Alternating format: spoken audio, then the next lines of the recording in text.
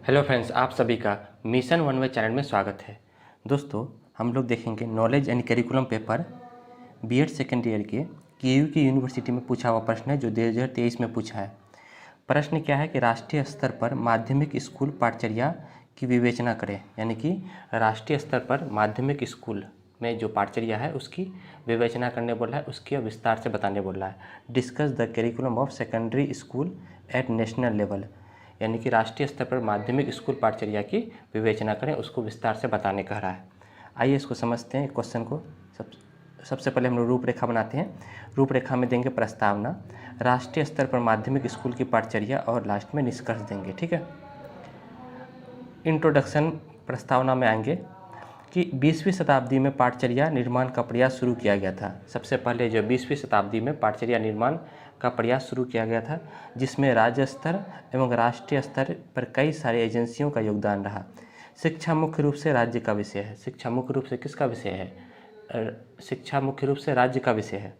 प्राथमिक एवं माध्यमिक स्तर पर पाठचर्या विकास प्रक्रिया में राज्य शिक्षा विभाग की महत्वपूर्ण भूमिका रखती है। जहाँ पे प्राथमिक एवं माध्यमिक शिक्षा के विकास में राज्य की भूमिका जो है पाठचर्या विकास में महत्वपूर्ण होती है, क्योंकि शिक्षा जो है वो राज्य का विषय है तथा राज्य शिक्षा विभाग के सहयोग के बिना पाठचर्या विकास संभव नहीं है। जहाँ राज्य के सहयोग के बिना पाठचर्या विकास संभव नहीं है, तो इसलिए जो है प्राथमिक और माध्यमिक स्तर पर पाठचर्या के विकास में राज्य की भूमिका सुनिश्चित करती है कि पाठचर्या विकास में किन बातों को ध्यान में रखना चाहिए जिससे बच्चों का सर्वांगीण विकास हो सके।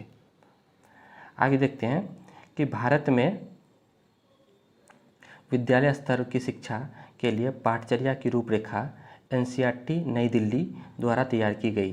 केंद्र एवं राज्य सरकार दोनों ही सरकारों को मिलकर विद्यालय में न्यूनतम आवश्यक सुविधाओं को प्रावधान कराना होगा। यहाँ पे ये देख रहे हैं कि भारत में विद्यालय स्तर पर जो शिक्षा बनाई जाती है वो उसकी रूपरेखा कौन तैयार करती है? एनसीईआरटी जो नई दिल्ली में स्थापित उनके द्वारा जो है पाठचर्या की रूपरेखा तैयार की जाती है। ठीक है।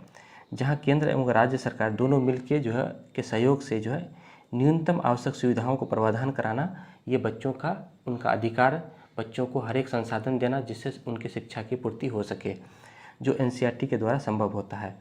उन्हें यह सुनिश्चित कराना होगा कि सभी विद्यालयों के आसपास अध्ययन अध्यापन आवश्यक संसाधन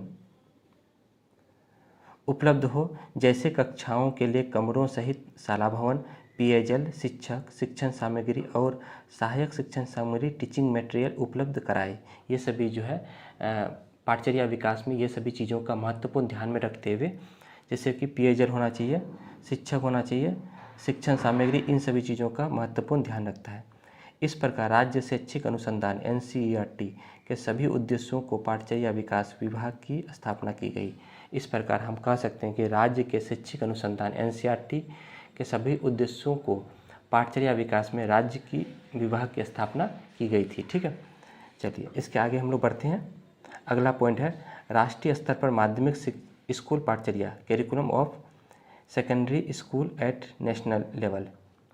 भारत में राष्ट्रीय स्तर पर माध्यमिक स्कूल पाठचर्या एनसीईआरटी राष्ट्रीय शैक्षिक अनुसंधान और प्रशिक्षण परिषद द्वारा निर्धारित की जाती है, जिससे सभी राज्य सरकार अपने अपने स्तर पर इसके बातों को अपनाते हैं। यानी कि भारत में राष्ट्रीय स्तर पर माध्यमिक स्कूल पाठचर्या एनसीईआरटी जहां राष्ट्रीय शैक्षिक अनुसंधान और प्रशिक्षण परिषद द्वारा निर्धारित की जाती है, जिससे सभी राज्य सरकार अपने अपने स्तर पर इसके बातों को अपनाती है। कौन कौन बातें हैं? सबसे पहला है सर्वांगीण विकास पर बल देना। सबसे पहला क्या है? सर्वांगीण विकास पर बल देना। दूसरा है नई शिक्षा नीति। तीसरा है स्थानीय एवं वैश्विक समावेश। चौथा है समावेशी शिक्षा। पांचवा में है विज्ञान एवं प्रौद्योगिकी। 6 में है सतत व्यापक मूल्यांकन, जिसको हम लोग सीसीई कहते हैं, और 7 में है स्थानीय भाषा। इन सभी चीज़ों को ध्यान में रखते हुए माध्यमिक स्तर पर पाठचर्या को विकास करना चाहिए। कौन कौन हो गया? सर्वांगीण विकास पर बल, नई शिक्षा नीति, स्थानीय एवं वैश्विक समावेश, समावेशी शिक्षा, विज्ञान एवं प्रौद्योगिकी, सतत व्यापक मूल्यांकन और स्थानीय भाषा में होनी चाहिए। सबसे पहला हम लोग आएंगे सर्वांगीण विकास पर बल देना है। माध्यमिक स्कूल पाठचर्या में ज्ञान सिर्फ बच्चों को देना से नहीं होता है, बल्कि बच्चों की नैतिक शिक्षा, सहशैक्षिक गतिविधियाँ, खेल, कला, जीवन कौशल को पर भी जोर दिया जाता है, जिससे बच्चों का सर्वांगीण विकास होता है। यानी कि सर्वांगीण विकास का बल मतलब बच्चों में नैतिक शिक्षा देना है, सहशैक्षिक गतिविधियाँ, ठीक है, खेल, कला, जीवन कौशल, इन सभी चीज़ों को जोड़ देकर जो है बच्चों में माध्यमिक स्तर पर पाठचर्या का विकास करना है, जो हो गया सर्वांगीण विकास पर बल देता है। दूसरा नंबर में है नई शिक्षा नीति। नई शिक्षा नीति 2020, ठीक है, न्यू एजुकेशन पॉलिसी 2020 माध्यमिक स्कूल पाठचर्या में जहां बालकों में कौशल, ज्ञान, विज्ञान, तकनीकी, तार्किक सोच, तार्किक चिंतन पर बल देती है, जहां बच्चों के समस्या समाधान तथा ई लर्निंग पर बल देती है, जिससे बच्चों में चौमुखी विकास हो सके।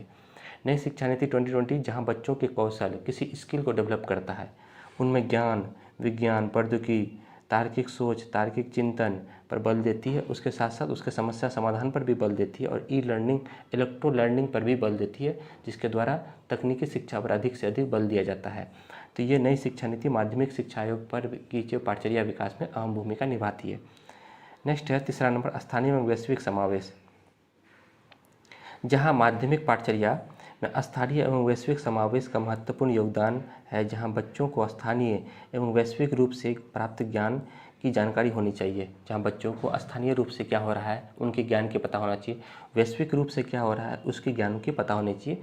इसलिए जो माध्यमिक स्तर पर इस सभी बातों को भी ध्यान में रखा जाता है। नेक्स्ट है 4 नंबर में समावेशी शिक्षा, इंक्लूसिव एजुकेशन। जहाँ राष्ट्रीय स्तर पर माध्यमिक पाठचर्या के विकास में समावेशी शिक्षा अहम भूमिका निभाती है, जहाँ समावेशी शिक्षा में बच्चों के विशिष्ट बालकों को सामान्य बालकों के साथ रहकर शिक्षा प्राप्त की जाती है, उसे ही समावेशी शिक्षा कहते हैं।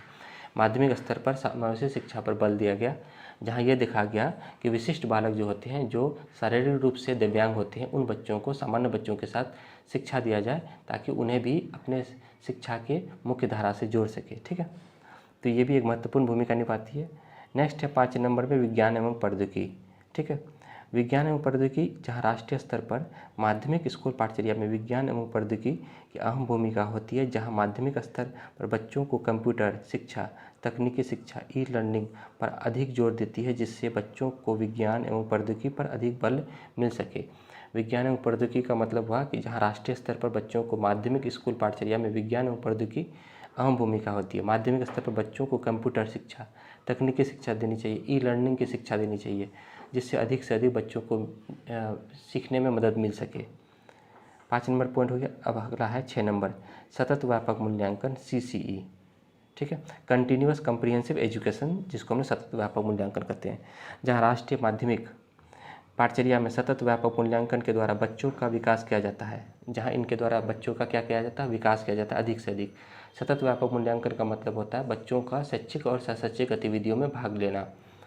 विद्यालय में नियमित एवं प्रभावी शिक्षण के लिए CCE लागू होना चाहिए, जिसमें विद्यालय में बच्चों की शैक्षिक गतिविधि को तथा सहशैक्षिक गतिविधि को बढ़ावा दे सके। जहाँ बच्चों में शैक्षिक गतिविधि स्कूली शिक्षा पर अधिक जोर दे और को करिकुलम एक्टिविटीज़ यानी कि सहशैक्षिक गतिविधि यानी कि खेल कूद, कला, व्यायाम, इन सभी चीज़ों पर बच्चों पर जोर देना चाहिए, जो बच्चों को विद्यालय में दिया जाता है, जो जहाँ बच्चों में शिक्षण प्रक्रिया के दौरान मूल्यांकन किया जाता है। यानी कि शैक्षिक गतिविधि जो कक्षा में दिया जाता हो और सहशैक्षिक गतिविधि जो विद्यालय के बाहर दिया जाता हो, जैसे खेल कूद हो गया, व्यायाम हो गया, शारीरिक शिक्षा हो गया, नृत्य हो गया, कला हो गया, तो ये सभी को करिकुलम एक्टिविटीज़ में आते हैं। तो ये सभी को सतत व्यापक मूल्यांकन में जोड़ा गया है, जहाँ राष्ट्रीय शिक्षा स्तर में माध्यमिक पाठचर्या को इसमें जोड़ा गया है।